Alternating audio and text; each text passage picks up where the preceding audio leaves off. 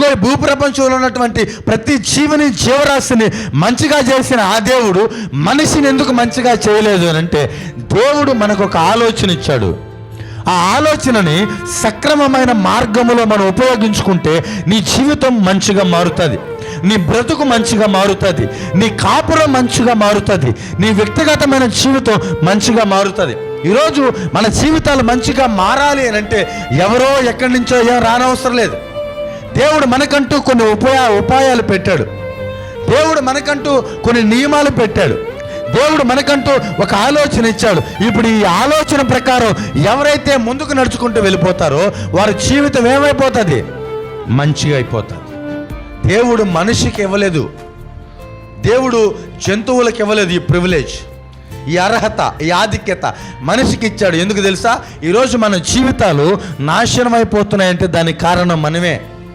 దేవుడు మనకిచ్చాడండి ఈ జ్ఞానాన్ని.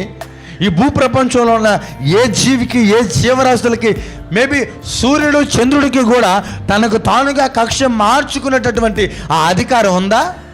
లేదు. దేవుడు ఆది ప్రారంభ దినాల్లో ఏ కక్షలో తిరగాలని సూర్యుడికి ఆజ్ఞాపించాడో నేటికి అదే కక్షలో తిరుగుతుంది. కాబట్టి తను మంచిగా ఉంది. ఆ సూర్యుడు మనందరికీ మంచిగా ఉంది. ఏమి చేయాలని సముద్రాలకి దేవుడు ఆజ్ఞ ఇచ్చాడో ఆ ఆజ్ఞ ప్రకారం అది వెళ్ళిపోతుంది. కాబట్టి ఆదిలో ఏర్పాటు చేసిన సముద్రము నేటికి మనకు మంచిగా ఉందా, చెడ్డగా ఉందా? మంచిగానే ఉంది. అవన్నీ మంచిగా ఉన్నాయి. ఈరోజు మనిషి జీవితం వరకు ఎందుకు మంచి అనేది కోల్పోతుంది?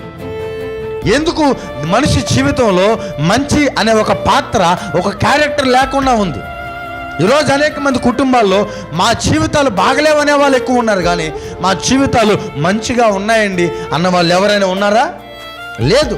ఒక్కొక్కరికి ఒక్కొక్క రకమైన విధానాల్లో వెళ్ళిపోతున్నారు. అల్టిమేట్గా చెప్పే మాట, మా జీవితాలు బాగలేవండి, మా జీవితాలు బాగలేవు, మా జీవితాలు నశించిపోయినాయి, మా కాపురాలు బాగలేవు, మా వైవాహిక జీవితాలు బాగలేవు అని అనేక మంది మాట్లాడతారు. బాగుండవు, వాటికయ్యా వేది బాగుండదు. అవి బాగు చేసుకోవాల్సినటువంటి ఆలోచన దేవుడు మన మైండ్లో పెట్టాడు. ఏమి చేస్తే చెడిపోతుందో మనకు తెలియాలి, ఏది చేసుకుంటే మన జీవితాలు మంచిగా ఉంటాయో మనకు అర్థం అవ్వాలి.